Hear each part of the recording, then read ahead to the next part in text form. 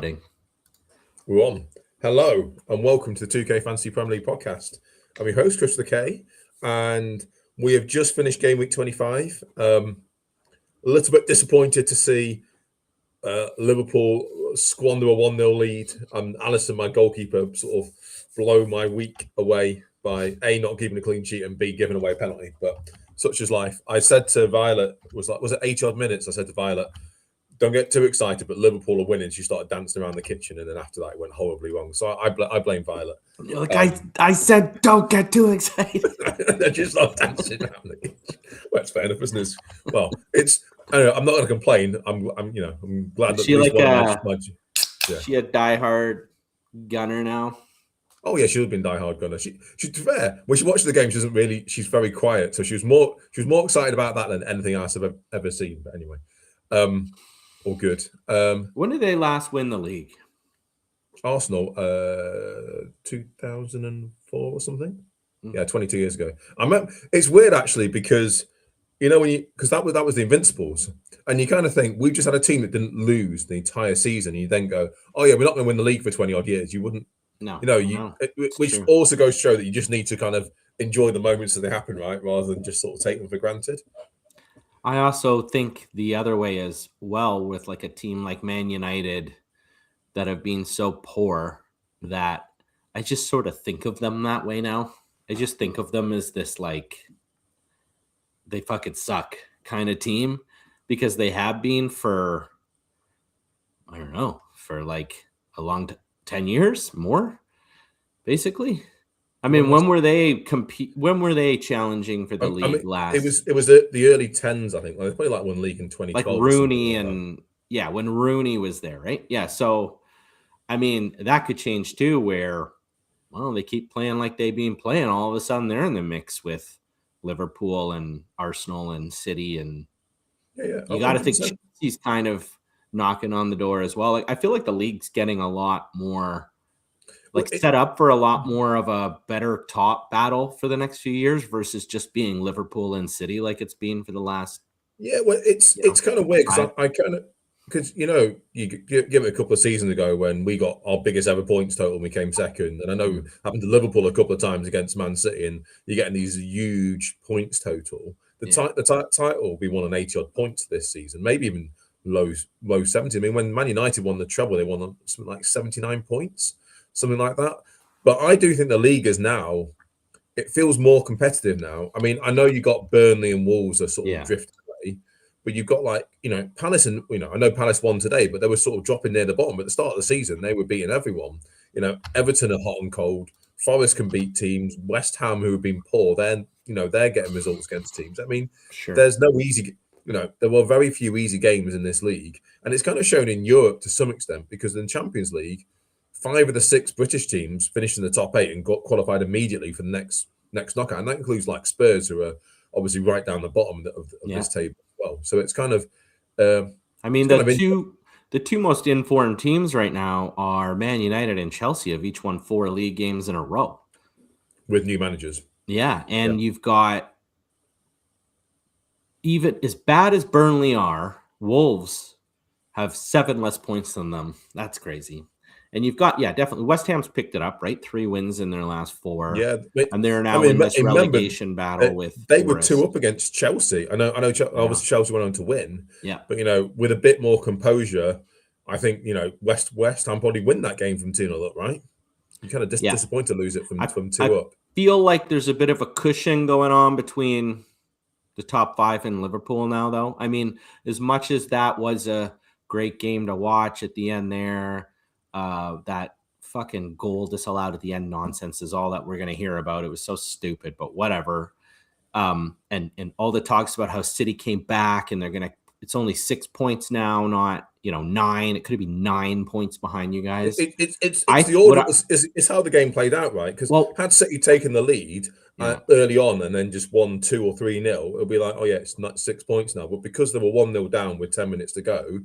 It's the order, isn't it? It's the narrative. I was going to go a different direction there, Chris, and talk about how the narrative's City. And honestly, I thought Liverpool fucking blew it again. They look like shit, and that's not going to be talked about because of the end of the game and how City looked good, like did the impossible at the end there. Dude, Liverpool have been fucking trash for a while now. I know they put together a couple of little wins there, but like they drew with Burnley the other week. I mean, that's a fucking brutal loss at Anfield. I know it's City, but like, dude, you're up by a goal with only a couple minutes left. Like, that's fucking brutal again for this team. They're in 6th. They're 4 points behind 5th. I don't see them catching Chelsea, Man United, Villa, City, and Arsenal. I mean, you kind of expect Villa to not play as well, but why? I mean, Liverpool have been playing like shit all fucking season. They can't blame injuries because they brought in a billion players. I think that Kirkez guy's fucking shitty. Every time I watch him, he's getting dusted by Semenyo that whole game, and he was getting dusted by fucking Bilva was torching him. Like, this guy sucks, dude. Honestly, I think they lost Trent and replaced him with a mediocre to slightly better than mediocre right back for 60 million because Bournemouth keeps selling their defenders to top clubs for too much money. They suck, dude. Think about it this way. Kirkez is left back, by the way, Kev. It's left back, sorry. Right back. It's Frimpong that came in at right back. Sorry, yeah. Well, I'd play Robbo over him. Anyway, my point is, even if they got bailed out. Remember the first like couple weeks of the year where they kept winning with like in the 98th minute? Remember Mo would get like a penalty and win in the 98th minute in game week 2 and then game week 3. Remember this? The storyline was like they kept getting bailed out like super late to draw or win. Fuck, where would they be if that didn't happen? I mean, this is just honestly like a brutal season for them. Like I think that they are transitioning to like to me, Chelsea have overtaken them. I think as of right now, I'm looking at next year, I would pick Chelsea to get more points than them straight up. Like, I think they're a better team. Obviously Arsenal, obviously City. And then I think, Man United's Jekyll and Hyde, but like, fuck, how bad have Man United be this season? They're fucking how many points? 5 points ahead of them. With that horrible season Man United's had with Amarin. And anyway, so I think it gets lost how bad Pool are. And I think that's important because like on Friday night or Saturday night or whatever it was, right after Friday night was the deadline, right? Like Forest played on Friday. I was like really close to just selling Bruno Guimaraes for Verts. Being like, fuck, I'm 99% going to do this move. Should I do it? The prices are going to move on them. And I didn't, ultimately, because I said, no, what if somebody for Arsenal gets injured? I need to have the double game week Arsenal player in, right? Like, that would be stupid. Just let the price move. So it wasn't our conversation last week, which is... want Berts. Like, honestly. But wasn't our conversation last week when I was like, Bruno, I was considering buying Bruno. I know. I looked. The fixtures are not great for him, man.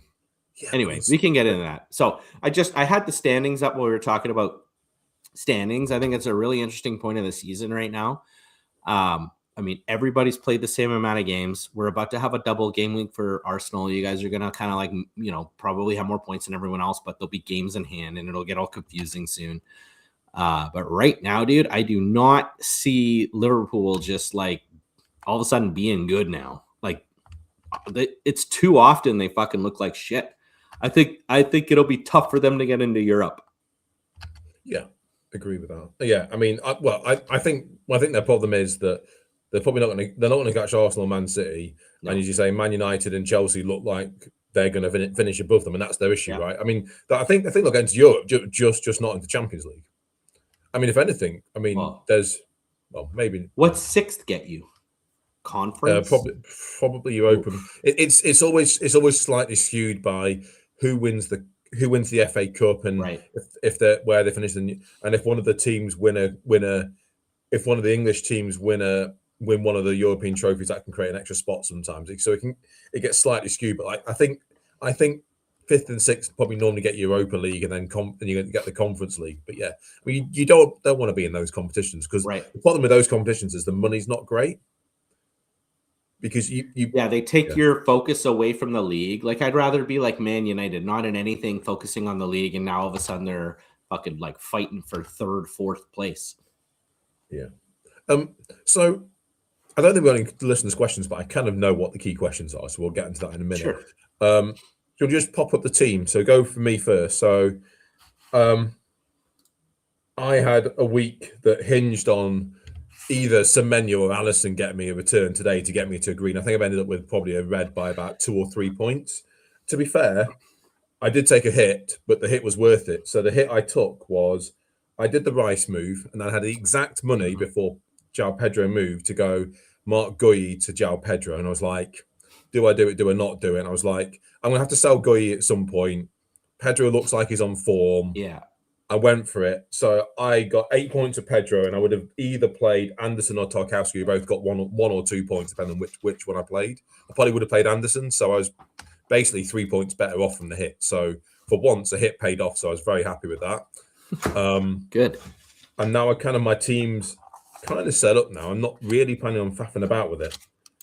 Because you were kind of saying, I'm not sure it was before we joined or after, or I can't remember now, but you kind of saying you had a good week because you're different midfielders. So my midfield is different to you, I think, as Semenyo and Ender, and they both blanked. But I think you've got Bruno G and Bumo. And that's kind of different, right? Our teams are like, you got more points from Chalaba, but I think I got more points from Sanchez. At one point, Allison was on 10 points, and then Szoboszlai scored. He went to 9, and then he conceded the goal. He went down to 3, and then he conceded the penalty and got a yellow card. He went down to 1, so it was like 10 down to 1. Wow, that's how it goes, isn't it? My team is also laughing at me with Lacroix 11 on the bench. Oh, what did he get an assist or something? No, fuck, he got triple bones, clean sheet, triple bones. Right. So. He's back on the C-bit, and he apparently is this fucking C-bit lord again. Anyway, I kind of made a comment earlier, like... So how many points are you on then? So I've ended up with, I think, 65. Well, I don't know about... I'm on 69 minus 4. 3 more coming from Holland. So how many have you got, Kev? I'm on... I don't do the live FPL because it's a weekend ruining update website. Yeah. So I'm on I'm looking at my team and it says 80, but I'm pretty sure I got 3 more coming for Holland, so 83. 83. So that's going to be a green by sort of 10 to 15 points, which is fantastic. Yeah. And I'm pleased you got the Bruno G points. I'm glad you kept him because it sounds like you were very, very close to selling him and you would have been absolutely fuming. Let's talk about him quick because look, his schedule is actually pretty ugly for like weirdly the season. Who was on the pitch when he took that penalty? Was Vissa on? Gordon's injured. Yeah. I think Voltamade was out there, but Vissa wasn't. I don't think so. So I think he must be ahead of Gordon on penalties now because Gordon was not out there. He's injured. Yeah, but I kind of feel you're going to get out of the two. Maybe I'm wrong, but I kind of feel like I just put Bruno G ahead of Gordon to take the penalties at the moment. I just think. Yeah, Bruno G's the talisman. It's better Vissa takes penalties, but I think that's an important factor in him. But he's close to getting C-bit too. He's definitely the man for that team. The rotation risk is low besides the injury. We talked about it before. It's the talisman. I guess the issue with him is fixtures. How bad was the injury? Is he going to get injured again? Type thing. That's what I'd be most worried about because bearing in mind that Newcastle have got.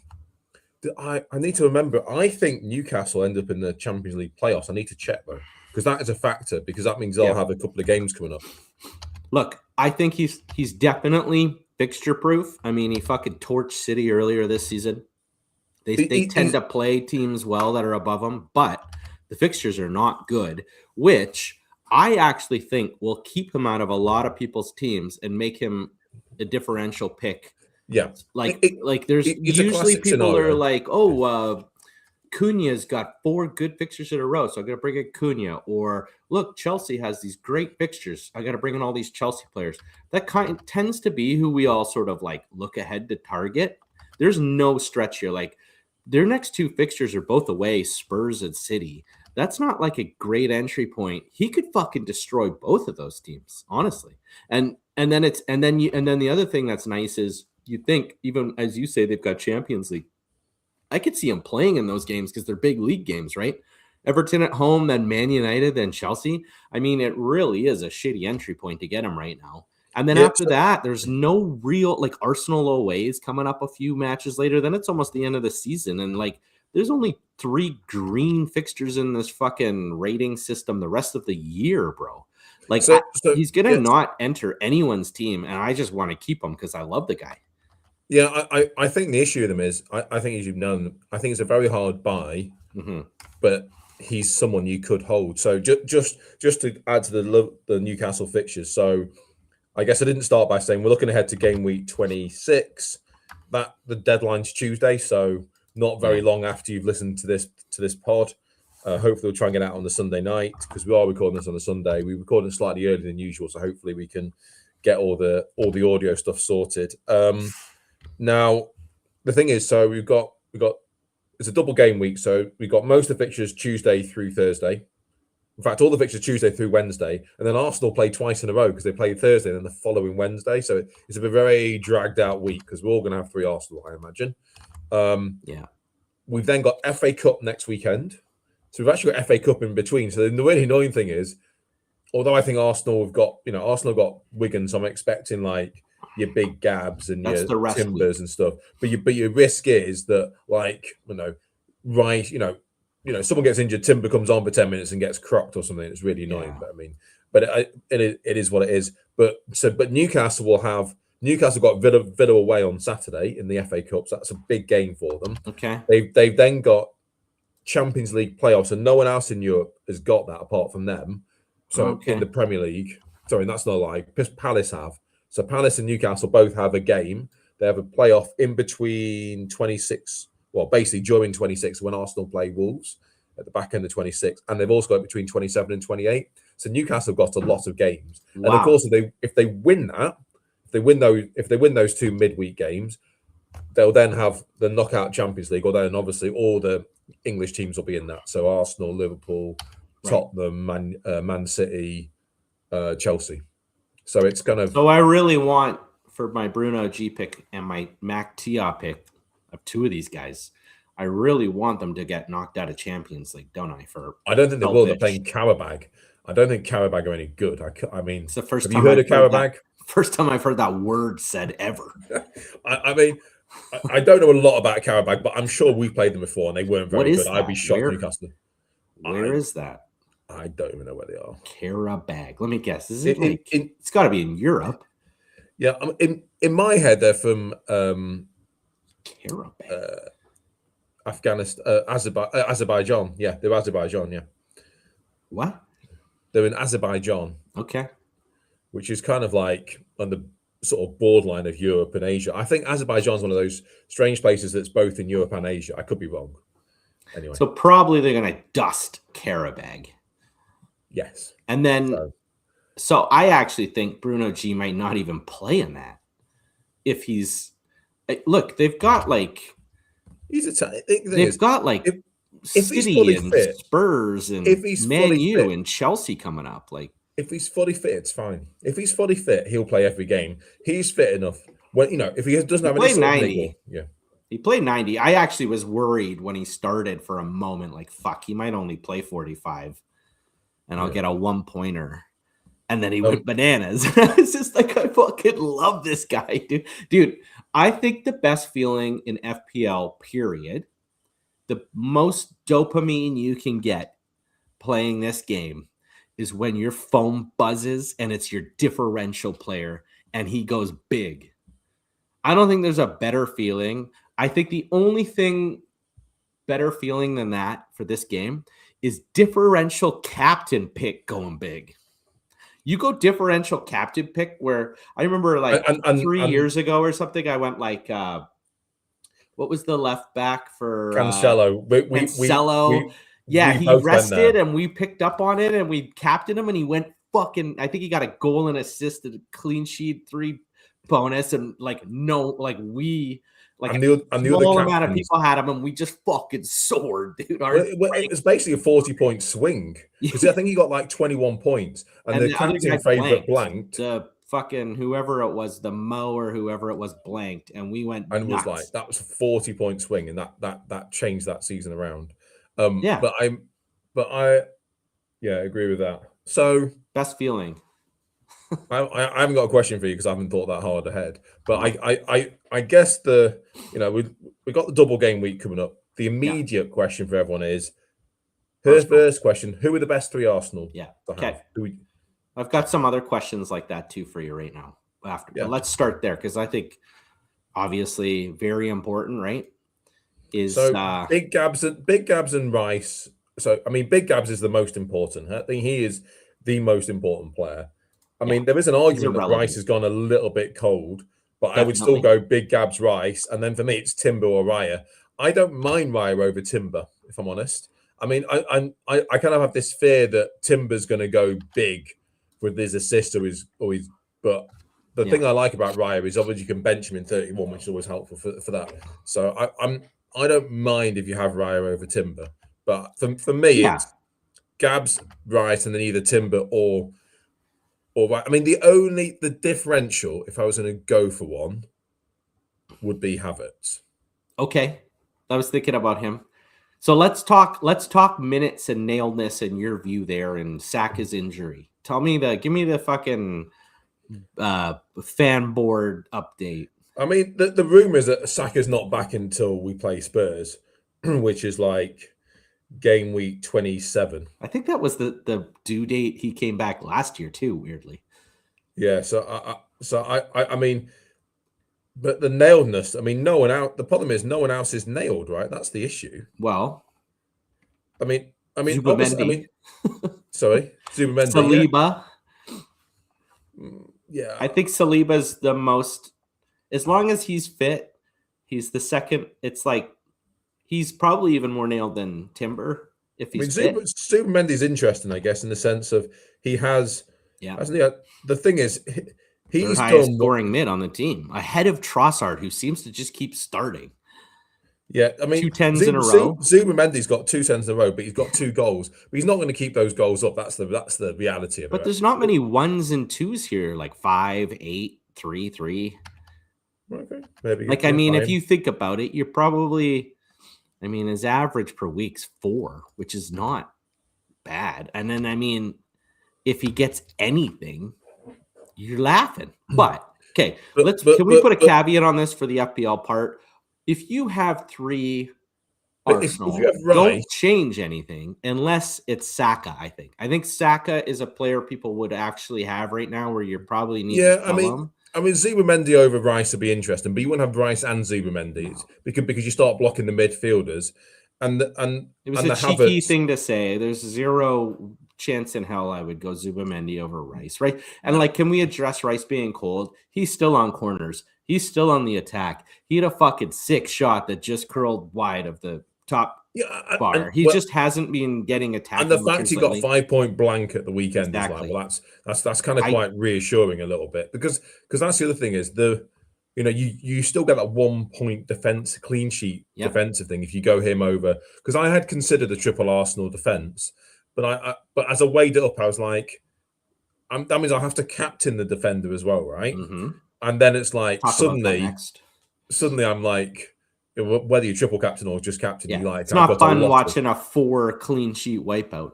I think 5 clean sheet wipeout if you triple captained. True. So it's like, I think that Havertz is interesting, but he doesn't get that clean sheet point because they've got him as a forward. But I guess the thing with Havertz is more nailed. The thing with, I think Havertz will be starting the games now. It's a fitness thing. He's his number 1 striker. There's no doubt about that. I guess the thing is he's going to manage his minutes. Played 60 and 66 in the last 2. There's no way Gio's not getting fucking minutes. There's no way Jesus isn't getting minutes. But Havertz and Gio started against Leeds, I think. No, I know, but you said he's his number 1 striker. So I think Havertz. So there's a couple things. One striker. To be clear, Havertz is his number. Havertz is number. Thing is, Havertz can play 10. Remember, Odegaard's injured as well, so Havertz is kind of playing 10 or as a joint striker. I mean, if Havertz was fully fit, he would have Havertz playing 90 minutes every game. He is Arteta's favorite player, one of his favorite players. I think he's the fans' favorite player right now too. Look, he's a forward. That sucks. I probably still wouldn't go there. Yeah, to be honest, I think he's not fully nailed because he's just come back from a long-term injury. So like, It's a little bit of risk you don't need. Rice is fully nailed. Gabs, Rhea, and then maybe Saliba would be like the only other place I go outside of Timber. Sorry, like I think that's as far as I'm willing to like fuck around on attack. I mean, even Gio, who just got a brace, like I've owned Gio. I have Gio and FPL draft. I'm like benching him. Like he's not getting, when he doesn't get a brace, he doesn't get any fucking points. Like even when he scores 1 goal, he doesn't get bonus. Like he's not worth that money. Unfortunately, there's just too many cooks in the kitchen there on attack. Trossard, I see his yellow flag, but like he's probably being a better, more reliable attacking pick. But he's gone cold for ages. Loves the guy. I know, but he just got good assist and almost got a goal, and he's always the fact that he's always. But you would never start. You would never go Trossard over Rice. I mean, I think right. It's insane this guy's starting over Eze personally, like on left wing. Like I think that's fucking stupid. But hey, I don't get it. We are where we are. So I mean, I know. I don't think we're saying much beyond what people have already got. So we should probably talk about captain then. So so captain. I just think with Havertz, I would also just make this one other point. Do you think he hurts Rice's production at all? Like he's kind of come off the boil since Havertz has come back, and definitely. I think he's doing those runs that Rice was doing while Havertz was out. Because effectively, particularly when Gio's there, Havertz is more like, although he's kind of the 10, he's also more like the 8, which is kind of where Rice has been playing. So he's kind of getting in his way a little bit. I think there's a little bit to that. Where Odegaard, even though he will be like that too, he will play more defensively, where Havertz doesn't seem to. Yeah, I mean, he's more like in between forward and 10 and 8. Where also, I think the nature of to 6. But the nature of Rice's returns outside of corners is a little bit like Zubamendi's got his 2 goals in the last 2 games, both of them outside the box or whatever. Well, no, one was a header, wasn't it? So the header was the header, and then it was outside. It was a good finish this weekend. I think Rice gets the fucking C-bit too. Like I still think.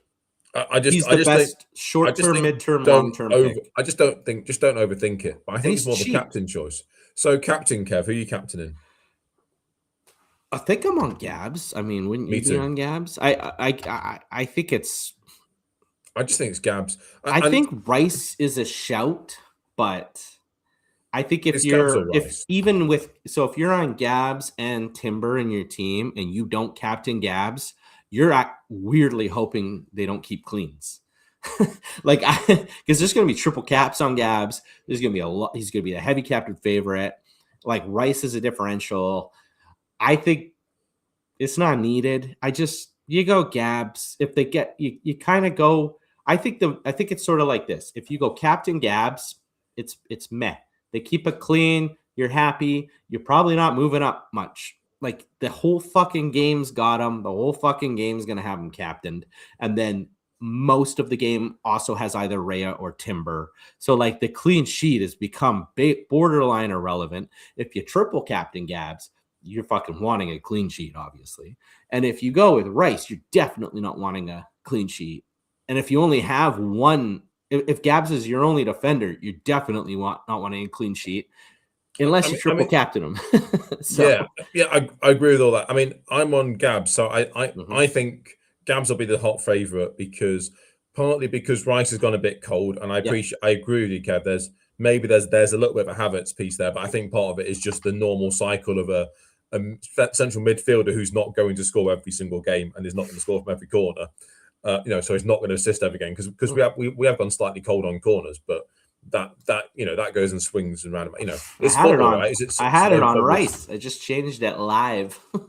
Right. Yeah. I mean, I'm definitely on Gabs. So I guess and I think particularly somehow, if you went something like Gabs, Rice, and something different like a Havertz, you're going, you want to play differently in the game. Yeah. There was an interesting question there. I think you have to go on Rice, Gabs then to almost catch up on the clean sheets you're behind on almost. But what about the triple captain? Let's talk about it. When else can you use it if you don't use it this week? Well, I kind of dismissed it. I was going, I don't want it. But then I was like, so there is a good chance we'll get 2 more double game weeks, but it depends how things fall. So the expectation is that game week 33 is when we'll get, get the blanks in 34 from the FA Cup games. there's talks they're going to drop into 33. Now, it's all speculation at this stage. If you remember last year, when those blanks, they went to different double game weeks, depending on the teams and which European the place is in. And the other thing is, if Man City get a blank in 34 and they're already blanking in 31, Man City will end up with 2 double game weeks. So you kind of got a chance to go for a Haaland or something at some point. But part of me thinks there is but obviously there is a chance that Man City don't get a blank in 34. And there is a chance that all the doubles go in 33, and therefore you end up, that'll be the game, that'll be the week you play your bench boost. And there won't be a chance, and there won't be a chance to play your triple captain. I think it's unlikely, but it's also worth bearing in mind that in game week 33, it's Arsenal Man City, which isn't the best. 34 City have Burnley away. Who would this sneaky other game be that they play? City. So if they don't get any other double, and they have the double they've got, they would be playing Crystal Palace and Arsenal in game week. Can't remember. Hang on, I'll check.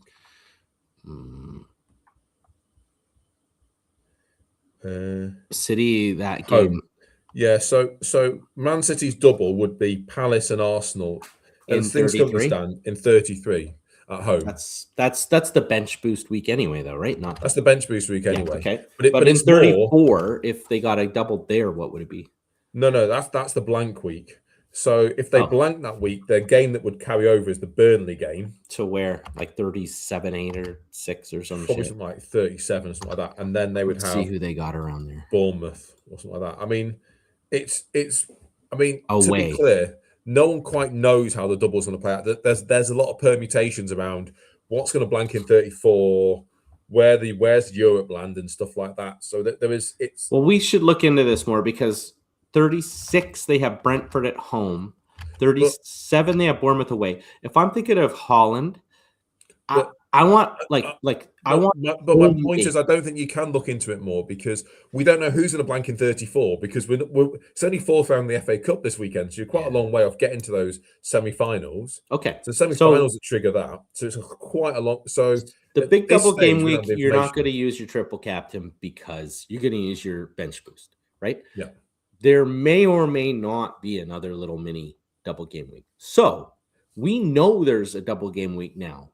So the next question is there, even if we knew there was another double game week, is this not already like a really good double game week? Like, I mean, what I would say is Arsenal they have good fixtures.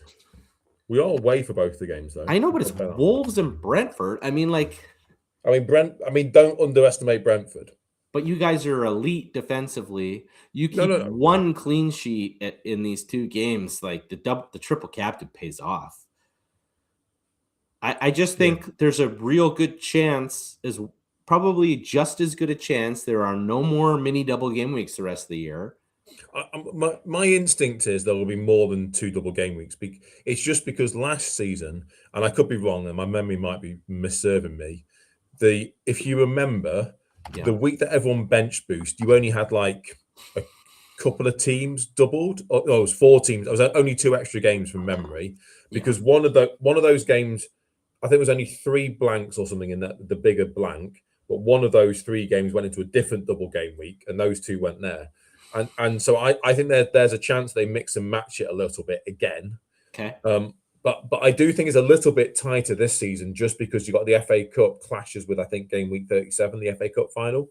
So that means whoever gets the FA Cup final will end up. I think the game will stay in 37, but it'll just be midweek rather than on the weekend. I guess the other thing is, although the title race looks wide open now, ultimately, we're actually in a triple captain. Everyone's thinking of Haaland, right? And I get that. Because it's Haaland, right? He's had, I know he's been cold for a while, but he had a big game today. But the issue is, let's say, you look at Arsenal last season when we were stranded in second, and you had Saka, and you were getting really frustrated that Saka was doing nothing in Premier League, but he was doing all right in Europe. That might happen here, right? Because they'll be like, hang on a second, we've got a chance to win the Champions League. We're stuck in second in the Premier League. We'll start focusing on that because those doubles, if they're coming in like 33.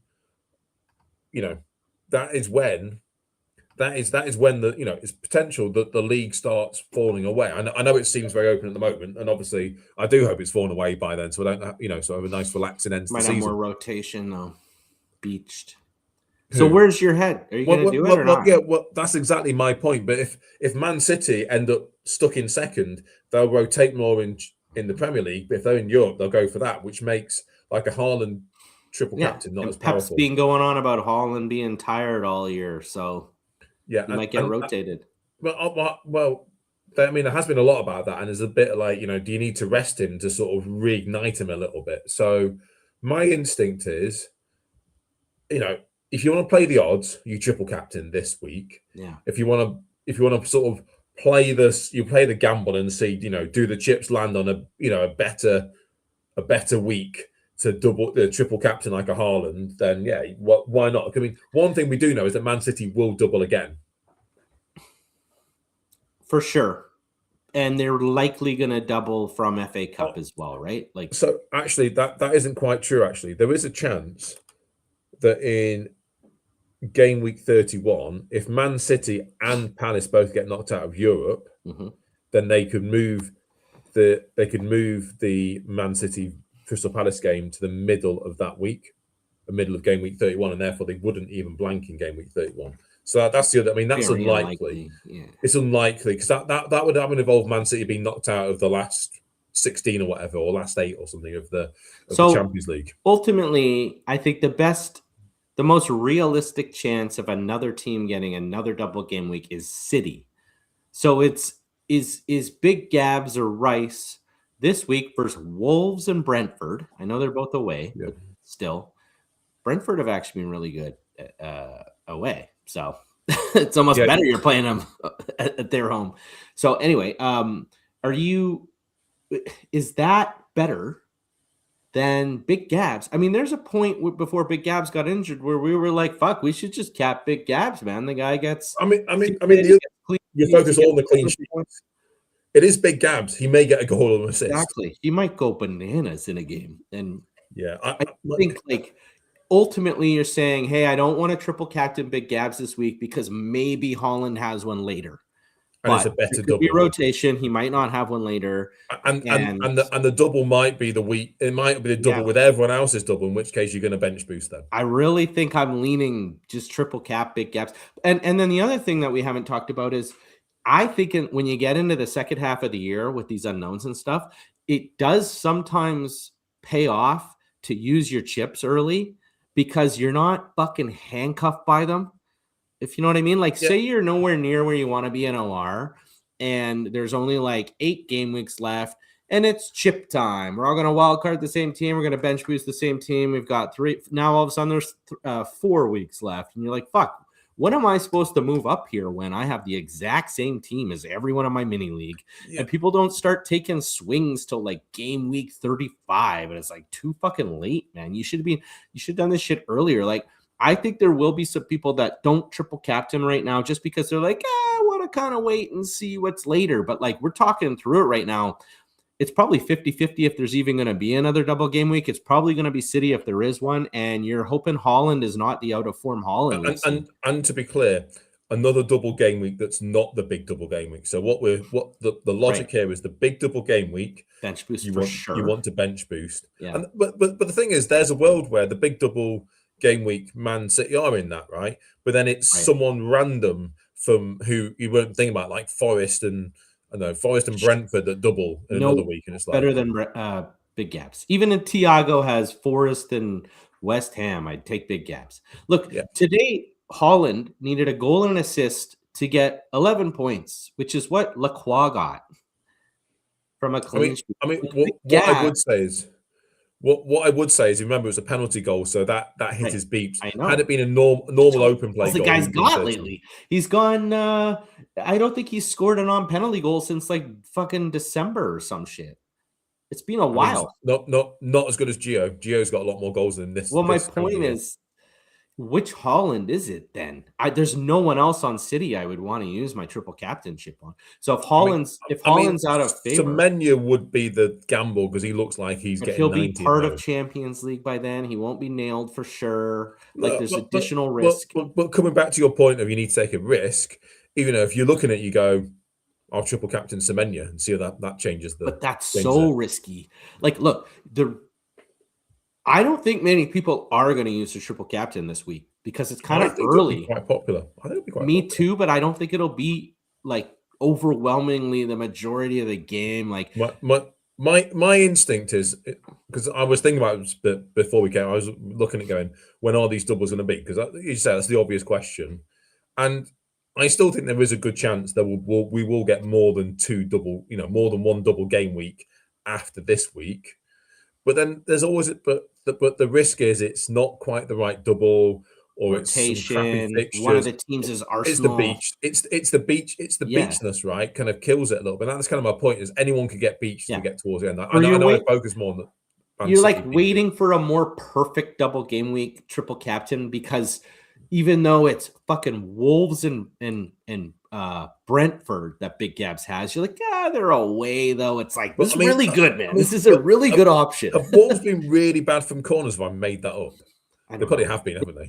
Better lately. Like obviously they scored on Chelsea and blah blah blah. No, but I don't think they've been defending corners very well. I could be wrong. Maybe that's Palace. I'm gonna do it. You've talked me into it. Yeah, I mean, I think I probably will as well. I mean, why not? I mean, do it now. I mean, can I turn it off? Wait, can I turn it off? All right, yeah, I'm gonna do it right now. Blimey, so you very convincing you're going for it. Yeah.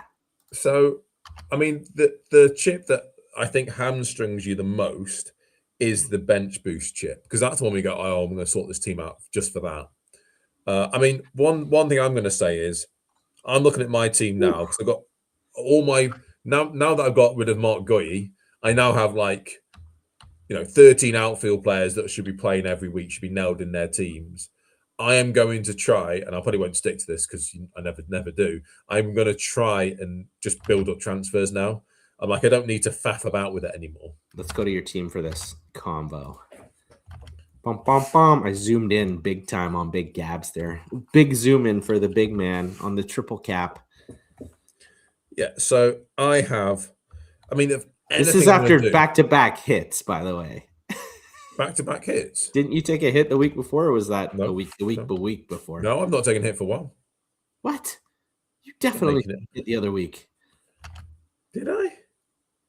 Let's have a look. I took -4 this week. Nothing. Nothing. What's wrong with me? Nothing. No, game week 18. Nothing. That's a while Game week 18. That was a while ago. Man. Blimey, cut me some slack. That was last year. Yeah. Damn. All right. Tell me about your team. Yeah, before you do, I'm going to tell you the questions that I'm going to ask you. That was a Christmas present to myself, that one. Good. Blimey. Better than that sweater you knitted. So here's some questions I'm going to ask you during this pod, seeing as we're jumping all over the place, and I want you to tell me about your plans here. Why don't I just ask you them now, because maybe there'll be some overlap. Fair? Good. Liverpool assets I'd like to readdress. Chelsea assets I'd like to readdress after Palmer's hat trick. Where are we on Tarkowski? Where are we on Munoz? I know they blank. And best players in that blank game week, I thought was something that would be interesting. Okay, so Liverpool, I know like any Liverpool players, I have Alisson, and he's probably the only player that I'm sat in my, subject to injuries, I'm looking at my team going, I'm going to get rid of that guy because obviously I'm kind of a bit of hatred with him at the moment, but he's not done well for me. They don't keep clean. And apart from against us, Kirkes just keeps getting fucking dusted by everybody. He sucks. Yeah. So, but I don't know where to. I mean, I've been stuck with goalkeeper all season. I've really struggled with it, and I was like, in fact, I think I took the hit for taking Alisson. That was my last hit. Was to bring Alisson in. Chris, maybe that sweater you knitted was better then. I just can't stand the guy. I mean, I just haven't. The goalkeepers. The goalkeepers have actually probably cost me about 10 to 20. You've had a mirror with that shit, haven't you? It's just not worked out for me at all. I've overthought it. I should have gone. To be fair, but none of the goalkeepers have been consistent. Rhea. But I mean, you sold Raya though. That's the thing is, you sold him. It's like you should have. I got queued. I regret it. Yeah. Because now I'm gonna have to use a transfer to get rid of Timber. Yeah, we should never have sold Raya. No. I mean, I should have got him. I should never have sold him. You were right. I should have just gone. To be fair, I should have just gone Raya, Timber, big Gabs. Or anyway, it is what it is. But anyway, so I don't like any of the Liverpool players at the moment. So this is a lot different than our last pod where we're both going to go get Verts. well, we said Verts could become. We said Verts could become essential. Or well, he gets double-digit returns every other game. So I'm guessing. Yeah, I mean, Verts is still 10, on my 3, 10, 3, 10, 2, 12, 2. So I guess he's due for a double-digit return this week. He's on my radar, but I think he's been on fire, man. I mean, I'll give him credit because I was shitting all over him as the Verts signing ever and blah blah blah. But the flip to that is I look at my defense and I look at my midfield. I'm going. I got Rice, happy with that. Got my mate Anderson, who is just that's incredible. Where I'm at. I don't know who to sell for him, and I think it might be Rice in the blank. Bruno's great. I've got Semenyo, so I could see Semenyo going to Verts. Yeah, I mean, Semenyo and Enzo are the two players that I look at in my midfield and go, I don't think I'll sell Bruno Fernandes, Rice, and Anderson to the end of the season. I think they're just keepers at the end of the season. And then so I've got Semenyo and Enzo, and they're the kind of the potential sellers. But the thing is, and the two midfielders that I'm most interested in would be Bruno G and Verts at the moment. So probably should. I guess that backtracks on what I said about Liverpool, but I need to see a bit more from Liverpool. I definitely don't want to touch that defense. The thing is, they got like Burnley Wolves coming up. So, like, my question is for my team. Okay, if I go to my team, I just went to your team. If I go to my team, play Burnley Wolves. Don't Liverpool have like really good fixtures coming up? Put their fixtures up. They've got West Ham and then Wolves, but West Ham is suddenly not as good a game. West Ham, sorry, not Burnley. I mean, they've got Sunderland, Forest, Wolves West Ham, and Wolves. Too. It's not as good as you think. Not a bad fixture run though. Like it's like look, they've got. They haven't got any big teams left. No, City and Chelsea away. Those will be probably like 35, 36. They have Man U and Chelsea. Those would be like big positional Europe in the table games. I reckon. Those would be like I could see the form Man United are in. Man United might have shown up the Champions League by then. So but I mean, those Man U, Chelsea, Villa, and 3 of the last 4 games of the season are going to be like actual meaningful games. You would think from now, high chance, and then. Earlier than that, like honestly, this is a pretty decent fixture run for it's not. There's no Burnley in there, which they fucking drew Burnley, so maybe. But Verts scored, I'm pretty sure.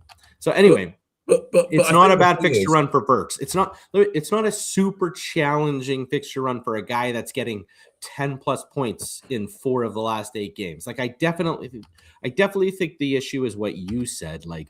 Which mid do I sell? Like, if I go to my team for a sec, I've got Bumo, who I'm loving, Bruno, who's going nowhere, obviously. Anderson's going nowhere, obviously. And then Bruno G, who, like, I love the guy right now. I mean, look, that could change. Bruno G could blank 2 weeks in a row, and same with Bumo. And then I go, fuck it, that's who I'm selling for Verts. But I actually think that the most likely player that I sell for Verts is actually Declan Rice because he has that blank. And I kind of fucked myself getting Timber instead of Raya. And I'm going to have to deal with that. I'm sure I told you to buy Raya. I'm trying to listen to me. Well, I have Sanchez has these like good fixtures. It was just a weird. Anyway. I know. I mean, this is probably a nice segue to the Chelsea assets because Chalobah is now looking like the guy to have from the Chelsea defense. And I would say AP is definitely the best pick out of all those attacking assets, not even close, because exactly what we said has happened. Exactly what we said has happened. Palmer was too hard to pick because you don't know if he's going to play or not. And then if Palmer plays, he fucks Enzo over and gets all the glory. You say that. So I didn't watch the Chelsea game, but go to Enzo and look at his XGI from yesterday. You can just start talking about it. I'll get there. 1.02, which is massive. That is massive. Yeah, his XGI. Fair. So I look at that and go, he's a good pick. And so I mean, to be fair, I've got Enzo, Pedro, and Chalobah, so I'm like, that's fine. I'm happy with that. because it means Enzo is more of a sell. So that's why I can see Enzo more as being more of my sell later down the line. Yeah, there's 2 weeks left. It's not like, look, I think there's Leeds home and then Burnley home. Burnley home is the money game. I mean, that is the best game you could have I'm right now. considering captaining Pedro for that if I think he'll start. Okay. Even if he doesn't, he didn't start versus West Ham, came on and got a goal and an assist. I mean, he's clearly their like main guy up front. The laps, meh. But the thing with Enzo is I don't think Palmer's going to play every minute of every game, and Enzo looks like he's as nailed as you're going to get. I'm sure he get dropped. I wonder if Enzo got that high XGI after Palmer subbed off. I don't know the answer to that. No, I don't know. I don't know. I didn't watch the game, so I don't know the inside. But that's one of his highest XGI of the whole season. I think. In fact, it might be his highest of the whole season. Oh, we got 1.25. Yeah. He got a 150, a 103, a 105. I mean, that in itself tells you a lot, doesn't it? He's been a great player this year. I think João Pedro has been the best pick out of the attackers for this little run, though, just because there's a lot of good midfielders. Like, we're trying to fit in Verts right now, and it's hard to where the forwards. That's for the fit in Verts, though. I mean, that's the thing is, of all my midfielders, the one that I think is maybe not pulling their weight at the moment, I worry most about is Semenya. It's like the first time he hasn't scored. He had a great shot too. He's looked good, but he doesn't get C-bit. And I mean, the most mids don't, but like he's not really near it. I think he had that one fluky game for exactly. That's my point, though. You're kind of saying you're going, oh well, yes, Semenya's not probably going to both score about the same amount of points. And now all of a sudden, Semenyo's played 90 in all these games, and he played in the midweek game in that cup game, and now he's going to be in Champions League soon. And it's like, part of the selling point was he wasn't in Champions League. He's the nailed guy. Yeah, but Champions League doesn't. Cherky coming off the bench, Foden didn't even play. All of a sudden, it's like there's a lot of fucking guys there. And I think let's see what happens in the FA Cup this weekend. They've got Salford City at home, so I imagine he'll get a rest for that. Sure, Verts is fucking 100% nailed though. Getting 10 plus points every second game. So he's definitely he's a player that's, as much as I love my mids, he's a player that is not in my team doing really well that everyone else is buying. And there's is he any better though than the guy you're selling? So for me, if I sell Semenyo or Enzo, I'm not going to sell Enzo when he's got Leeds at home and Burnley at home. I think he's an obvious move for you, especially because he's going to have that Wolves and West Ham game then. Like for you, it's actually a way easier transition over. For me, I need to assist. Well, I might have been affording Bruno. I have no money, but yeah. You will by then. But I've got a stacked team now suddenly. Yeah. But then that comes down to who else do I sell? Okay. But yeah, but I agree that. So for Chelsea, I think Chalobah and Pedro are becoming almost not essential, but I mean. No. I prefer Chalobah to Sanchez. Sure. Albeit I don't know anything about goalkeepers, so wouldn't trust me too much. And then you got to pair it with your goalie as well. Like you got to be like, how many points did my keeper get? Like Sanchez does get save points. This week he didn't, but he's had 2 save points and 1 save point every other week I've had him. Sanchez, Chalobah, and Pedro would be quite a nice 3 from Chelsea. Sanchez, 3. Chalobah. I think the best 3 to own are Chalobah, Enzo, and Pedro. But I think the best 2 to own are Chalobah and Pedro, and I think the best 1 to own is Pedro. Yeah, that's how I would put them, because we were definitely on the wrong side of, maybe it's better to have the more defensive assets than attacking assets going into this 4 or 5 game week run or whatever it was. And fuck, dude, João Pedro is goal, assist, goal, assist. And it's dude, at Palmer hat-trick in the first half, Enzo getting other penalty goals. By the way, how many fucking pens has this team all of a sudden just got? I feel like it's gone 2 or 3 weeks in a row where Enzo scored 1, and then Palmer got 2 in a game. It's yeah, but that's what's all about winning into the box, right? This is the thing: is you get more attacking, you start getting in the box, you're going to get fouled more. Yeah, it's kind of simple as that. So talk about Chelsea. Then you ask about Tarkowski. Yeah, I mean, what's going on with this fucking guy? I mean. I wouldn't panic too early on him. Got a Burnley home coming up. Exactly. He's got Burnley home coming up. So for me, I've got Chalobah, Big Gabs, and Timber.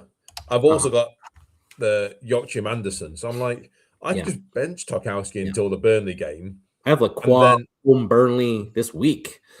So I'm benching Tarkowski home Bournemouth this week. Is that the Yeah, right me call? too. Me too. Yeah, I'm benching him home Bournemouth. I have to because Gotta I'm not reassess. benching it any. I mean, Semenya's got Fulham at home. Enzo has got Leeds at home, so I'm not benching them. Obviously, I'm never going to bench Elliot Anderson because he's guaranteeing me 4 points a week Yeah. and he's got Wolves at home, so there's always an upside onto that. So yeah, Yeah. it's so at the moment Tarkowski's kind of on my bench every week at the moment. But my issue is Oh, my Burnley. bench now is Tarkowski, Thiago, Yeah. and Joachim Anderson. So That's I've got a very fine. strong bench, which is good. It's nice to have a strong bench He's because got it a means shit rest of year though. who Weirdly, has. Tark like 31. He's got a shitty fixture. Chelsea, like he doesn't have a. Honestly, I don't understand how there's so I much season left and like he has like no good fixtures. Like he's got the yeah, Burnley home and then like I, I could see him being the guy I sell to someone cheap for game week yeah. 31, which allows me to upgrade Enzo or Semenya to Verts. I'm not quite sure the price difference. I don't After know how that much. Burnley home game, bro, it's like Arsenal away, Chelsea, Brentford away, Liverpool. Then it's West Ham away, City, Palace away, and then you're in game week 37. Like I actually that I basically gonna okay. I'm benching the guy till Burnley home, and then I think he might be a sell. And he's got this fucking he doesn't get CBIT all of a sudden issue. I Like mean, 2 weeks, I he wouldn't, was I fucking wouldn't. 12, 14, 17, 14, 12, 12, 11, 12, and now it's like 8, 3. I What? mean, I think part of that is how Fulham. So he got 8, didn't he, against Brighton away and 3 against Fulham. I'm more worried about the Fulham, but I think sometimes you just get these sort of freak games. You So know I mean, what? the He thing did is, only get 7 against Fulham earlier in the year. Good show. so but I think there is. So I think there's something around the teams you're playing there. There is Yeah. definitely something I've not looked into enough about. What are the teams that don't? And he You play. just barely got it against Brighton earlier in the year, which is the team he got 8 against just last week. Yeah, Hmm. yeah. So there's probably I think there's the games, the teams they're playing, Might be a but mix of everything. but equally, I had Tarkowski at the start of the season. He started really well, but then if you look at his game log after about game week 5, something like that, because he started off really strongly. He went 4-8-3-8-3, and then he went 1-5-3-1-1-2. So he did go really cold, and he still dropped in 10s and 8s and 9s. Yeah. He's just a bit all over the place. But the thing for me with him is like the most guaranteed CBIT D after Sinisi. And I think it he's might just be had Chalobah 2 in now. a week. I think it might be Chalobah. I think Yeah. Chalobah's your new guy. I think Maybe. he's your new C-bit guy. Which, by the way, Bournemouth have looked a lot better defensively lately. I mean, they only let in 1 goal versus Villa, and they got the clean sheet versus Wolves. And their fixture run is fucking incredible. Well, at least in terms of the color green popping off on the FPL site, with West Ham, Sunderland, and Burnley coming up in the next 5. I mean, maybe that's. I mean, I think a lot of it 31, is. not great though. Man, you. But 31's big. But I'm more relaxed about bench and Tarkowski when I kind of got a stacked team as I currently have. Playing for the Burnley game, and you're right, he may well be the sell in 31. But Yeah. and if I go for and maybe that links to your 31 week. So you go to look at 31. Who's got So Fulham have got Burnley at home, which is exactly why I'm keeping Joachim Anderson, because I was like, that's his time to shine. Gotta be Joachim, bro. It's gotta be Joachim. Has to be. Got to be who? Joachim. Maybe I'm wrong. I'm just thinking of Joaquin Phoenix. Oh, Joachim Anderson. All right, I thought, who the hell are you talking about? I was like, what is it? I'm talking about. I don't know. Isn't it Joaquin Phoenix? The fucking superstar actor, the Joker? Isn't that how his name? Maybe he's. I don't think so. Anyway, I mean, his brother's name is the River. postcard.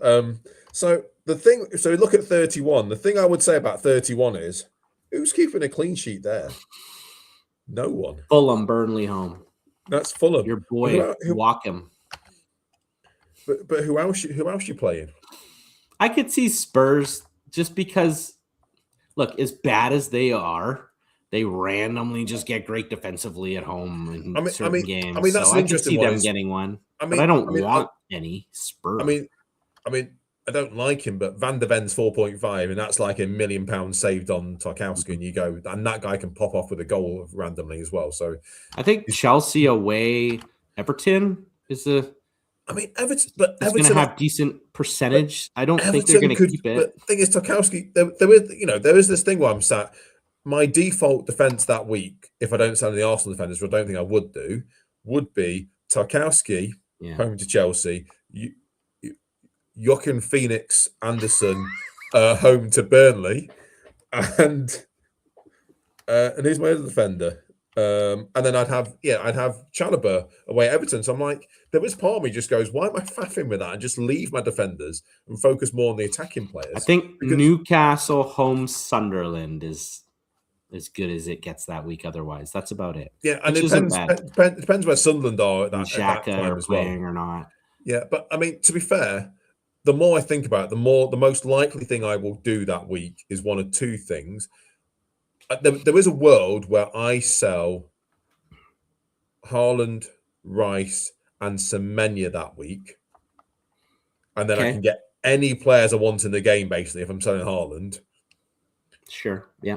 But any 3 players I want to go in those positions, and that means I have someone like an Anderson on the bench or something like that. The only problem is you got no backup D unless you sell one of the Arsenal D. But I'm not going to sell an Arsenal D. It is how it is. It is what it is. I'm like, I'll take the risk on. It's like, yeah, you know what I mean? Why would I get a backup? Why would I sell an Arsenal D knowing I'd want them back straight away? I mean, the part of it comes down to there is a world where if 33 becomes the big double, you actually wildcard in 32. So it doesn't even matter. So at that point, it really can start just selling Haaland and Semenya and Rice, and just I can buy them back if I want. What do you think about this? Which is why I want to build my transfers up to game week 31. What if I sold Timber and Sanchez after Sanchez plays Burnley at home and get Raya in then? And I get in whatever D I would like. Let's say I did sell Timber in the blank. What if I did it a few weeks earlier and just got Raya in? But what I don't like about the downside of the Raya in goal thing is you are then defaulting to Dubravka away at Fulham in 31. It's 1 week. That's fair. The guy gets save points. I mean, like you said, who's getting it clean that week anyway? Yeah, I mean, shame we can't look at. I mean, yeah, it's right. Fair. I mean, I don't want Pope. I don't want fucking what's Fulham's goalies? Leno. I don't want him. I mean, Martinez home West Ham's interesting. I mean, let's look after that. Let's look. Who's got like the best fixtures from that? It's actually, honestly, dude, it's fucking Spurs. But what about Vicario? But the point is, all their home fixtures are green. But I think after that's kind of irrelevant because you're going to be, unless you've wildcarded before 31, you're going to be wildcarding very shortly after 31. So I don't think you need to. I don't think you need to be hung up too much on that.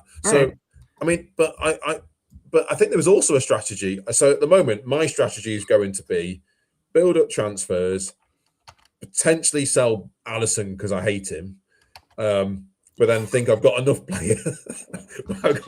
Poor Alisson. I assume he doesn't care what I think. What's his first name again? Doesn't he go by that in the game? Alisson's his first name, isn't it? Is Becker. it Becker his surname? Becker. Yeah. Poor Becker.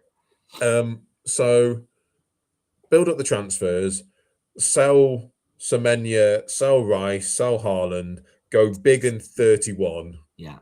Then wildcard 32 into whatever I know about the doubles, play for the doubles in hope the big doubles in 33, play the free hit in 34, and then just when's the FA Cup where we're gonna know the doubles? When's FA Cup quarterfinals? Because that's when we know. Yeah, FA Cup. That's a very good question. FA Cup. When are we gonna wild card basically?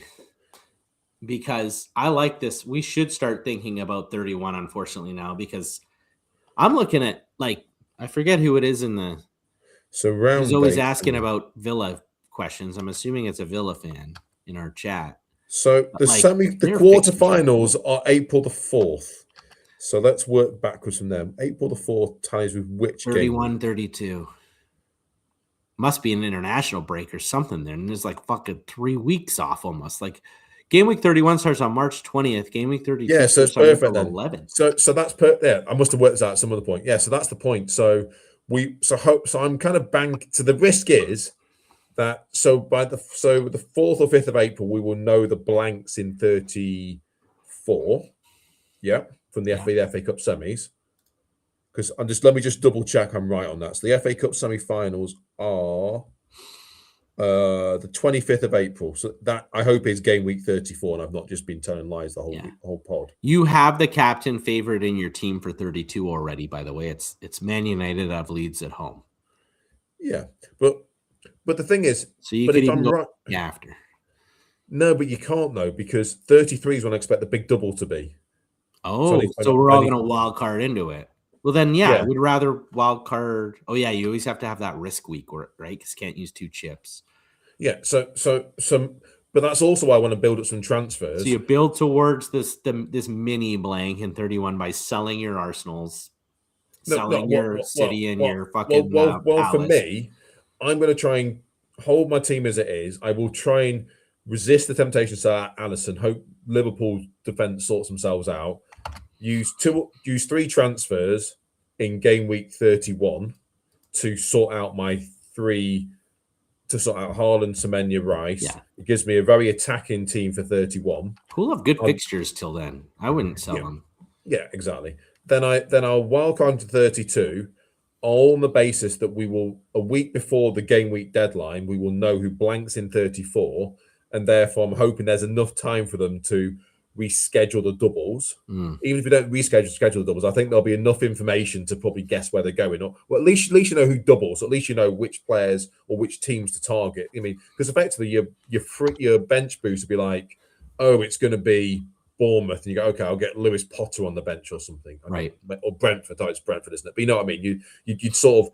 It's more about who are the goalkeepers you want for the. It's too bad Palace blank, because to Ian's, I saw you talking to Ian in the chat, man. Fuck, they got good fixtures up until then. 3 of their next 5 are Burnley, Wolves, and Leeds at home. I mean, the other way. Look, I mean, but when I was chatting to Ian, but he was saying that he's going to wild card before 31, which is so that's a strategy I've not looked at yet. Yeah. But he seemed quite confident he was in a wild card before that. I think it's going to be in 31. I think we're going to have our team as it is now with transfers to 31, and then we're going to wild card right after. I just think you're going to be faffing about because we will know. So when will we know? We will know the quarter finalists by the 7th of March. So we will know the quarter finalists a little bit in advance. So so by game week 30, we'll have a short list, if that makes sense, of the teams that could blank in 34. But then you're working through a few different permutations. Now, of course, it might be, it's always a chance that you've got 4 Premier League teams, 4 non-Premier League teams have all drawn each other, and you kind of go, that's enough information for me to sort of go on the basis that all the Premier League teams will get through. But it's unlikely it'll fall that way, right? You're working with too many permutations. But the issue with this, what I've just talked to you about, is everyone's going to do the same thing, right? It's kind of what you're saying before. It's not going to help me get from my 600, 700,000 pound rank, 1,000 rank to a better place, but it is what it is. So who are the best players in 31 to be targeting that have decent fixtures up to 31? I think a standout is Aston Villa. They got West Ham at home in 31. They've also got Leeds at home, Wolves away before that, Brighton at home, Chelsea at home, though, Man United away. That's pretty good, man. Like that's and who from Villa do you like? Rodgers. That's it. It's got to just be Rodgers, unfortunately. That's the problem. Is that the pool of players there isn't good enough. Yeah. Okay, so next you've got Fulham at Burnley at home. They have West Ham at home in 29. They got City away, Sunderland away, Forest away, Tottenham. It's not great, and quite frankly, I mean, I don't like anyone on their team. I mean, there's 3 players that I'm interested in that team. Anderson, who I own. Yeah. And so I like him because I can just hide him on my bench until I get there, which is fine. Oh, It's Harry, obviously the Wilson. Howie Wilson, so he shouldn't be He's forgotten. He's definitely not definitely forgotten. he is definitely a classic buy him in 31 for like an Enzo type move. Yes. And then the other one. Well, I think he's a buy him in 29 when he has West Ham at home. It's then West Ham at home, Forest away, Burnley at home. That's a nice little. But that's right when Chelsea go to shit. They have Arsenal away in 28. Fulham have Tottenham at home. So maybe it's that. Maybe it's. But can I sell Enzo straight to Wilson? Oh, I can, and I get some money Definitely as well. in Beautiful. 28. In 28. Yes. When, Okay. when So Enzo has Arsenal there away. you go.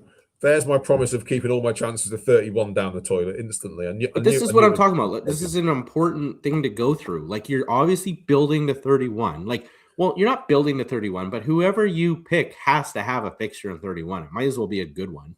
What fixtures do they have before that? Because fuck after, you're going to wild card.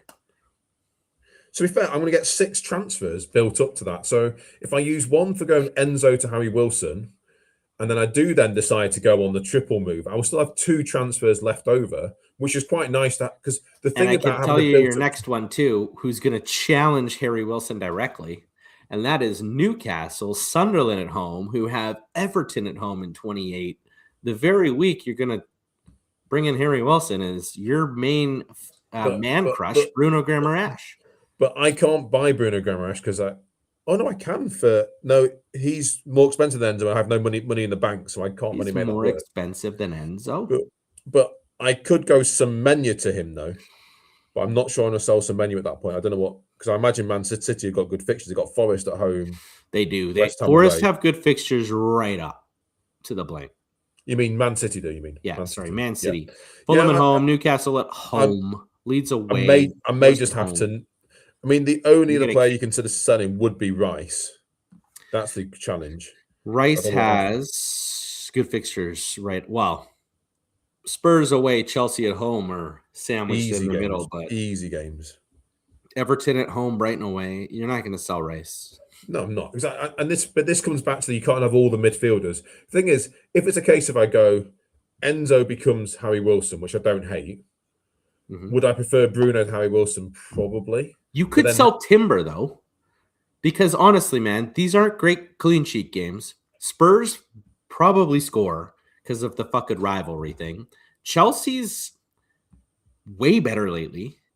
I mean, you didn't let them score on you at home the other week, but like they looked pretty, like it was a good game. They're definitely better than they are. Brighton away, they're kind of cheeky with that shit.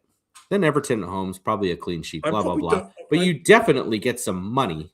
Like if you did want Bruno Guimaraes instead of Harry Wilson, and I do think there's something to taking some of the risk of only having 3 playing D in your team, because what if something happens to one of them? You just don't get any. I think if I was going to do anything to create the money to buy Bruno G, it would be Tarkowski to another defender. I know, but I make Tarkowski. The only thing is I then missed the Tarkowski game in 29. So who knows? Yeah, you do it in But honestly, man, Arsenal away, Newcastle away. Yeah, it's something to think about. I just bought Timber, so I don't really give a fuck about tied up value in this guy. He's like so expensive for what he is. I mean, honestly, he's way overpriced. Don't slag him off. He's a great defender. He's great. He's awesome. But like, I'm going to be happy to sell. Like, I just bought him at 6'3". I think he's 6'4". This fucking like prime Robbo money. Like, yeah, he's very expensive. Doesn't get CBIT. I mean, you should have gone. Anyway, you are where you are with it now, but I would have. I would have been. Looks better today, obviously, because he did well. I would have been. I know you didn't like it, but I would have really considered, because you say lots of money. I would have considered Dubravka to Raya, right? And then you got Raya in goal. But I would have played Chelsea. I would have played Sanchez like this week, for example, and I would have got fucked. I would have. I would have played Sanchez really? Wolves. What? You would have played Sanchez over Raya, who had a 60% clean sheet odds home against Sunderland. You must be kidding me. I guess I would have felt like it's a waste with Sanchez having the fixtures he has. You know what I mean? Yeah, but you'd look. Hopefully, you'd have read my clean sheet odds and gone, "Oh, look, Arsenal going to keep a clean sheet. That's 60% chance." And then, like, okay, so this week Raya has the double game week. I'm like wasting this Leeds home fixture. Like, I mean, look, Leeds probably score on them. I don't know, but like it's still a decent fixture. Like it just kind of feels like it didn't I line get up you. with my team. I hear what you're Yeah. saying, but I mean, it's quite interesting working through these scenarios. I think yeah, like Enzo's an easy sell to another fielder for me after they lose their fixtures because I've still got Pedro and Chalobah, so I've still got some Chelsea coverage. But then, the only other player I could then sell from midfield we talked about before was Semenya, but he's got good fixtures up until there. So Enzo's the only sell. So that's quite interesting, right? I'm not going to sell Thiago or João Pedro because no. I just think they're just good enough to score whenever they want. I'm not going to sell Haaland because he's going to be captain favourite in 29, isn't he, against I could Forest or something? see João Pedro being sold in 28 when you have Arsenal away, then Villa away. I would be more than happy to have him in 31 against Everton, so I'm not going to faff about with that. Maybe it's Everton away, then it's City home. I mean, we're wild carding then anyway, but like, it's not a great run. I mean, Newcastle as well. I think there was Newcastle defense has not been good. Remember, Bruno's this has not back been good now though, but yeah, fair. Yeah, but they still let him 3 at the weekend with him. So yeah. what would let him 6 without him? Would Is they? Joelinton still injured? I feel like that guy's like he must be. I haven't so seen him. important to their D man. But I think for me, João Pedro's now in the Thiago league of just keep him. Don't worry about him. Keep him exactly. And if you have to bench him occasionally, I don't mind. The rotation's annoying, but whatever. But why would I sell a player that I'm happy to play in 31? That doesn't make as much sense. Yeah, you're right. But logically, the only player that I could, I mean, there is an argument that I sell Chalobah if you think the fixtures aren't as good, but he's been so good at C-bit, so I don't want to sell him. I would keep him. And I kind of see your point in selling Timber, but I think Arsenal's defense would good.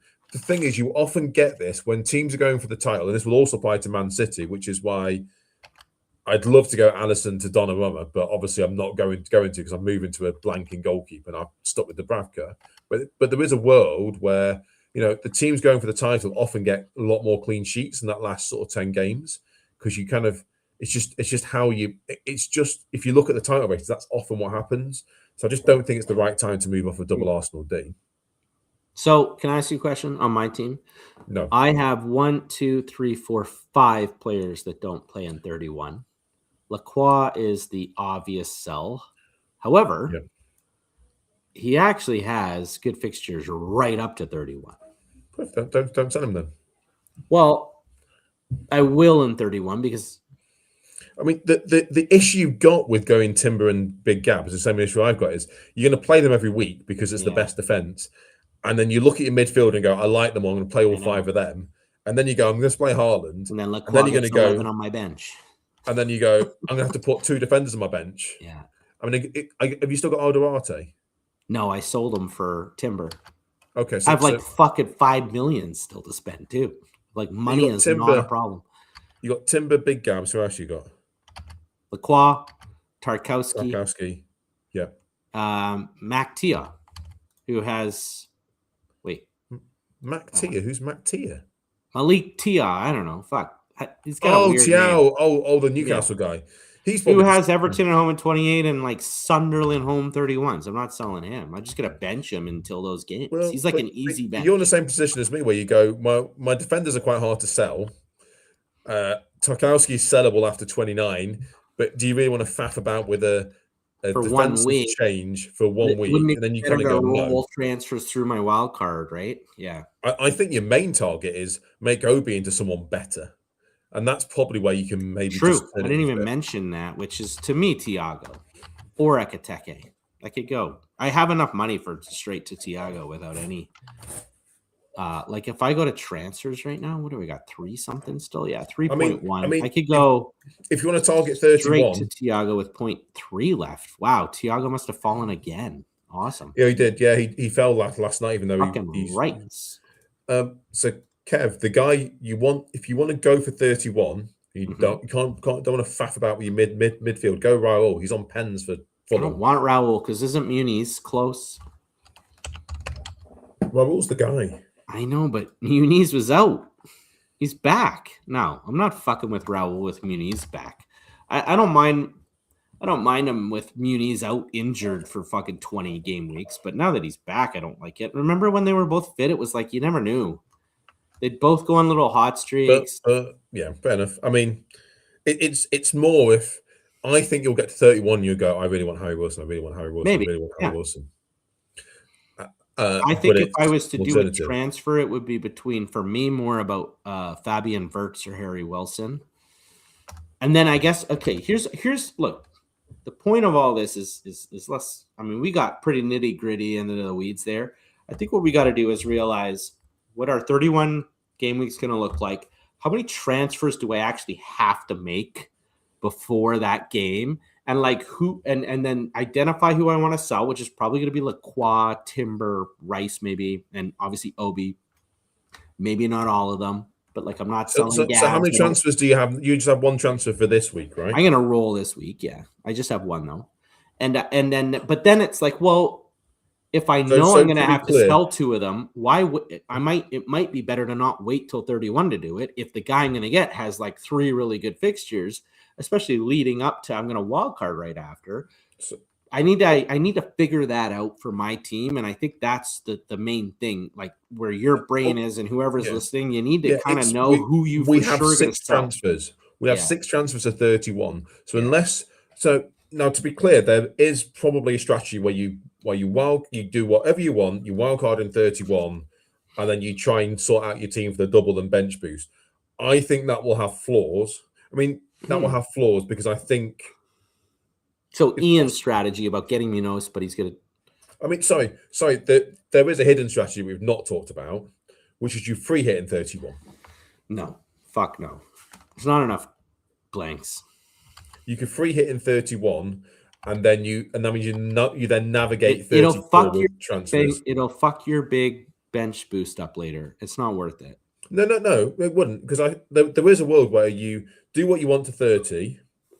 Ideally, I mean, in an ideal world, you build some transfers anyway, because I still think you have to build some transfers for it. You then free hit in 31, you then wildcard in 32, you then bench boost in 33, and then you navigate 34 somehow, which is going to be hard because the problem with 33 to 34 is you're going to have that sort of mirror image, aren't you, of the teams that play in double in 30, 33, blank in 34. So I just think it's the only way that becomes on the cards a little bit is if we get to game week 30 when we know the quarterfinals of the FA Cup and you go, oh, right, for whatever reason, a load of Prem teams are out. There's only these guys left, but actually a lot of them play each other in 31. So we might only end up with 2 blanks.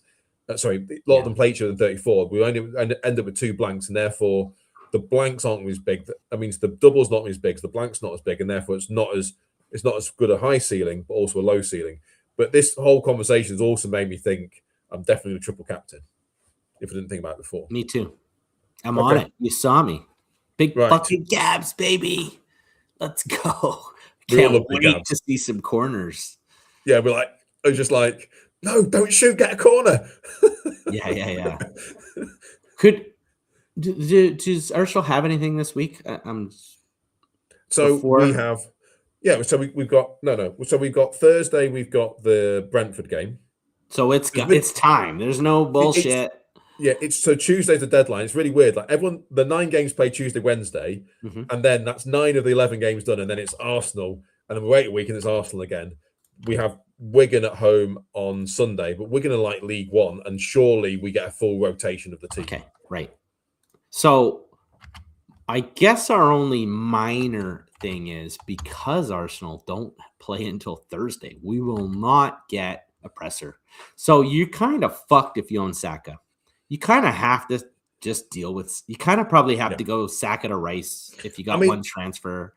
But is your vice on Rice? Yeah, I didn't mean that. Yeah, it's got to be because that's it's nice. Good. I wanted a little spice, but not twice. But I'm not even sure that made sense. Sure, but I mean, the thing with this, right? Saka's got to go. Oh, Saka's got to go. You've got no. We're not going to get a presser, so hopefully there's no phantom niggles. Did anyone? You're not going to know about Trossard, who's flagged. I mean, it's irrelevant. Arteta's not going to tell you anyway. How many times has Arteta said everyone's all right, and then he said Timber was fine? That was really helpful for people this week. It was, which was rare. You're right. But I told you Timber was fine. It didn't mean he'd start. I know, but Arteta said in a presser, which is unusual. Yeah, Because they were like, "Oh, he's not with the fucking pictures of Sky Sports," and then they were like, and then he's like, "Arteta's fine." But the thing is, if you watch it all whatever. season, you know that Timber's been missing the occasional training session for these reasons because Yeah. he is his go-to. He's kind of his second. Resting. I thought it might be rest. He's always a rest because it's Timber, and he's like, I'm working this guy hard, but he's my main guy. I rate him higher than Ben White. He clearly does, given how good Ben White was a couple of seasons ago. That's how good he thinks Timber is. But what it didn't stop is there was a lot of people thinking he might rest Timber, including the pod that I listened to, and these guys are really good. They were saying there was a chance we rest Timber. The fact that he played Timber at home to Sunderland, again, we had a 60% chance of a clean sheet, and Timber didn't even get to come off. I think I don't understand. We talked about this last week, though. There's like a perfect rest opportunity coming up, and none of the other games are actually that close. Yeah, but 4 days isn't that bad. But what struck me the most was we were 2-3-0 up. We were winning comfortably, and he didn't come off. Yeah, it's like, why have you not? I was like, even with 20 minutes to go, get Timber off the pitch, give White some minutes, keep him fresh. Agree. And but the fact that he's playing him goes to show he trusts his fitness. And he's still his main guy for whatever. And I think it tells me he's not going to rest him unless it's a game, apart from like the Wigan game. So it's the perfect rest game. The fact he played 90 was kind of quite telling about how much he rates Timber as his main man. Right. I think we've talked enough there. We should rock. And we didn't talk about this at the start because it was before me and Kev went on. But I said to Kev when we first joined, I said Ferrari versus Nike today. And so we had 2 debates about that. One was, is it Nike or Nike? Obviously, it's Nike because I'm correct. I'm pretty sure that. Anyway, whatever. It's like an American company. They say Nike. Well, I don't know why it would just change all of a sudden. It's definitely Nike. And then and then Kev also wanted, do Nike get involved with Formula One? No, they don't. They definitely don't. But I mean, they probably sponsor something somewhere, right? I mean, I didn't say it with like, do they? I was fucking taking the piss, as you like to say. So. Are you trying to suggest that I taking something out of context? That was a fun pod, man. Did we miss anything? I don't think so. But I mean, I don't question of the week. Slacking, bud. You can't think of one. Yeah, I had to do the double. I had to do my research on the doubles, so because you had no idea what was going on. So it's a good thing I saved you on that, eh? Yeah, you did. I mean, you were wildcard in 29 before this pod. I just saved your season, man. All right. Well, AI says it's Nike, just so you know. I mean, if you believe that everything AI tells you, you are going to be in trouble, man. Confirmed by company chairman Phil Knight. Phil Knight? I thought it was Phil Nike. Phil Knight. Oh, Knight. Oh, I see. Yeah. But that's right, Gemini. So, fuck Gemini. All right. Cool. We're good, bud. Cool. Anything else? No. You want to talk about Sunderland's midfield or? No. We got a big draft coming up this week, don't we? When is that? Wednesday night? How do you feel about this multi-drafts? I thought in theory it sounded a lot of fun, and now I feel like, fuck, I got to the thing is, draft again. I mean, I did not enjoy the draft we just did on the other one. So literally, right? I forgot totally. For some reason, I'd worked late. I'd been at, was it Wednesday? Yeah, so Our teams turned out okay only because 3 people fully forgot. So yeah, but I didn't really sort my team out properly though, because what happened was I came back from football training after 9. I had a bit of work there, did some work. I was literally about to jump in the shower and my phone pinged because I put a reminder on my phone and it went draft. Me too. And literally it was 30 seconds before the draft started. So I said to Steph, I'm not having a shower. I've got to do my draft. And she's like, what? Serious? And then normally I have my laptop. I normally have it on my laptop. It was on my phone. I couldn't see anything. And then there was the people picking random people. Like the first guy picked Kep, and I was like, what? Because the fucking auto, so dumb. So the way the auto draft works is if you have a watch list that is, so I would have been in the same position because my watch list was like the randomly crap players that you're half looking at, and I would have ended up with all those. I was that close to it. And as you said, why not I go for Mo over? There's no way this guy kept on his watch list. It's the fucking. No, it was on his watch list. There's no way. No, he said that. Yeah, so if I look at my watch list Yeah. so what happens is, so I don't know how your watch list works, right? But you know the watch list you have once the game started, you don't have any of the big games guys on there because you can't buy any of them, right? But it's like you'll be watching you might have half an eye on Kepa in case Raya gets injured, so you jump on Kepa straight away. You have half an eye on like a crappy forward who might get in. Like, so, you picked up Calvert-Lewin, right, at some point because he wasn't in and then he was in and you sort of had him, right? The crappy forwards. I picked up Barry on so it's the crappy watch list of really crappy players, right, or defenders that you might pick up for an occasional week. That's what those guys have got, and that's why they ended up with that really random set of people. Yeah. So it's not the watch list you have for the draft itself. So for the other league that we're in, I cleared my watch list and put on players that I think are proper players this time.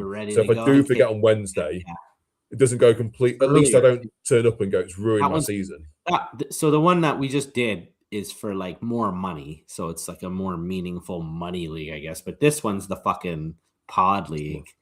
This one I love. Yeah, I prefer this one too because we specifically set up that shit talking. Like if you're in the league, you got to talk shit like a North American style fucking fantasy league. Yeah, but so I think you're not very good at that. Who, me? No. Yeah, you, Mr. Nike. See, this is the smack talk. It's a joke. Anyway, Sandy's in fucking first, so you can tell how shitty our league is. I mean, the thing I hate about that league is a couple of seasons ago, I had like 100 more points than everyone else, but I finished third because it's head to head. I hate head to head.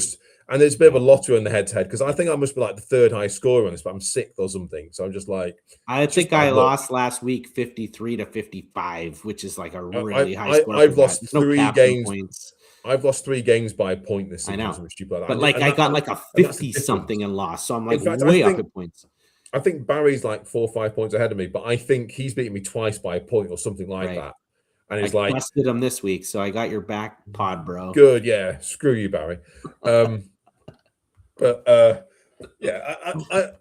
do think it's better, but I do think it ruined our other league though, because it's not great when 3 people don't turn up and they get ridiculous.